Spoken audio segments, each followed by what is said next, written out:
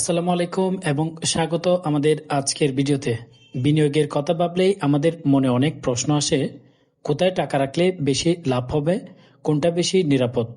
বিশেষ করে বাংলাদেশের প্রেক্ষাপটে সঞ্চয়পত্র, ব্যাংক এফডিআর এবং প্রাইস বন্ড এই তিনটি খুবই জনপ্রিয় বিনিয়োগ মাধ্যম। কিন্তু 2026 সালের হালনাগাদ তথ্য অনুযায়ী আপনার জন্য কোনটি সবচেয়ে বেশি লাভজনক এবং নিরাপদ হবে?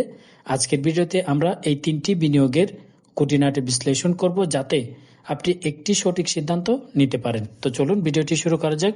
ভিডিও শুরু করার আগে আপনাদের কাছে একটাই অনুরোধ, চ্যানেলে নতুন হয়ে থাকলে চ্যানেলটি সাবস্ক্রাইব করে বেল বাটন অল করে রাখবেন, ব্যাংক, সঞ্চয়পত্র, প্রাইস বন্ড রিলেটেড নিত্য নতুন ভিডিও সবার আগে পাওয়ার জন্য। যারা অলরেডি সাবস্ক্রাইব করেছেন আপনাদেরকে অসংখ্য ধন্যবাদ। প্রথমে আসি সঞ্চয়পত্রের কথায়। এটি বাংলাদেশ সরকার কর্তৃক পরিচালিত একটি নিরাপদ বিনিয়োগ স্কিম।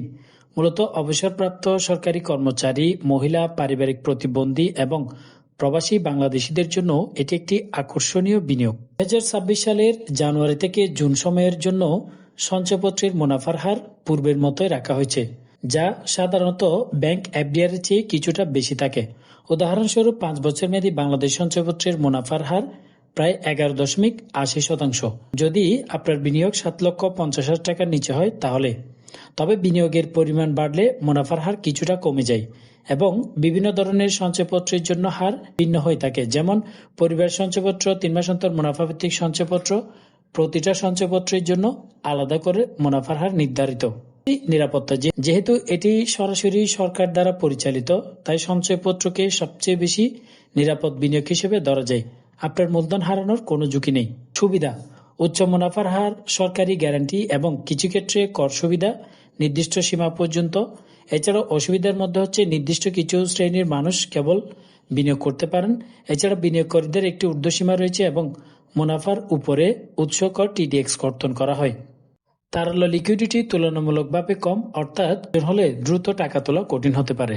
এখন আসি ব্যাংক এফডিআর নিয়ে। ব্যাংকের এফডিআর বা ফিক্সড ডিপোজিট রসিদ, এটি ব্যাংকগুলোতে টাকা জমা রাখার একটি জনপ্রিয় পদ্ধতি, যেখানে একটি নির্দিষ্ট সময়ের জন্য টাকা জমা রেখে নির্দিষ্ট হারে সুদ বা মুনাফা পাওয়া যায়।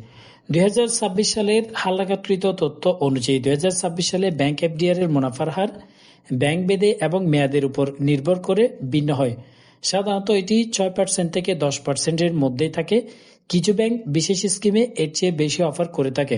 3 মাস মেয়াদী এফডিআর এ 9.50, 6 মাস মেয়াদী এফডিআর এ 9.75 পর্যন্ত মুনাফা দিচ্ছে। তবে মূল্যস্ফীতির হার এবং বাংলাদেশ ব্যাংকের রেপো রেটের উপর এই হার ওঠানামা করে থাকে। এফডিআর এর নিরাপত্তা: ব্যাংক এফডিআর সঞ্চয়পত্রের মতো সরাসরি সরকারি গ্যারান্টিযুক্ত না হলেও বাংলাদেশে তালিকাভুক্ত ব্যাংকগুলো বাংলাদেশ ব্যাংক দ্বারা নিয়ন্ত্রিত হওয়ায় এটি বেশ নিরাপদ। বড় এবং তুলনামূলক ব্যাংকগুলোতে বিনিয়োগ তুলনামূলকভাবে নিরাপদ বেশি। সুবিধা: বিভিন্ন মেয়াদে অপশন, যেমন 3 মাস, 6 মাস, 1 বছর মেয়াদী আপনারা এফডিআর বাছাই করে রাখতে পারবেন। তুলনামূলকভাবে ভালো তারল্য: এফডিআর এর বিপরীতে ঋণ সুবিধাও পাওয়া যায়, যেটি সঞ্চয়পত্রে নেই। যে কেউ বিনিয়োগ করতে পারবেন, যত খুশি বিনিয়োগ করতে পারবেন।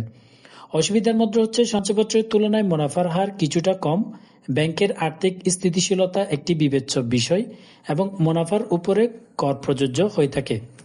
প্রাইস বন্ড নিয়ে, এটি বাংলাদেশ ব্যাংক কর্তৃক স্বীকৃত এক ধরনের লটারি, যেখানে আপনার মূলধন সুরক্ষিত থাকে এবং নির্দিষ্ট সময় পরপর ড্র এর মাধ্যমে পুরস্কার জেতার সুযোগ থাকে। 2026 সালেও প্রাইস বন্ডের ড্র প্রতি 3 মাস অন্তর অনুষ্ঠিত হচ্ছে। প্রতিটি ড্রয়ে মোট 102টি পুরস্কার দেওয়া হয়। মধ্যে প্রথম পুরস্কার 6 লক্ষ টাকা, দ্বিতীয় পুরস্কার 3,25,000 টাকা এবং অন্যান্য পুরস্কার রয়েছে 1,10,000, এভাবে করে। নিরাপত্তা: প্রাইস বন্ড আপনার মূলধন হারানোর কোনো ঝুঁকি নেই।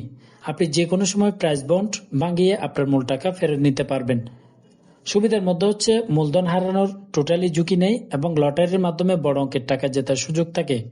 অসুবিধা হচ্ছে এটি কোনো নিশ্চিত লাভজনক বিনিয়োগ নয়। পুরস্কার জেতার সম্ভাবনা খুবই কম থাকে, অলসভাবে পড়ে থাকে, কোনো সুদ বা মুনাফা পাওয়া যায় না। 2026 সালের নতুন নিয়ম অনুযায়ী পুরস্কারের অর্থ 2 বছরের মধ্যে দাবি না করলে তামাদি হয়ে সরকারি কোষাগারে জমা হয়ে যাবে। এছাড়া পুরস্কারের অর্থের উপর কর প্রযোজ্য 20% এবং 30%।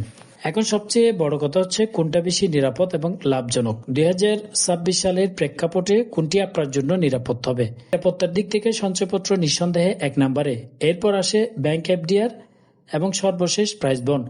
প্রাইস বন্ডে মুনাফা নিরাপদ থাকলেও কোনো নিশ্চিত রিটার্ন না থাকায় এটি বিনিয়োগের চেয়ে ভাগ্য পরীক্ষার মাধ্যম বেশি।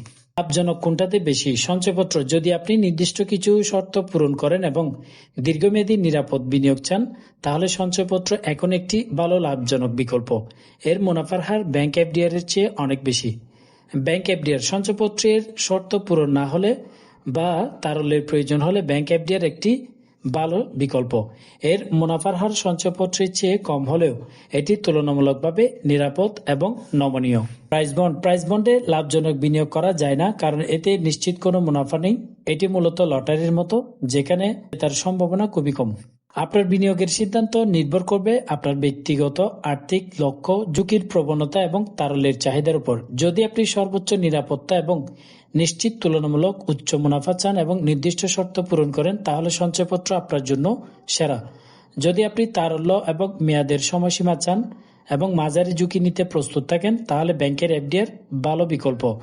যদি আপনি কোনো ঝুঁকি ছাড়াই ভাগ্য পরীক্ষা করতে চান, তাহলে প্রাইস বন্ড আপনার জন্য সেরা চয়েস হতে পারে।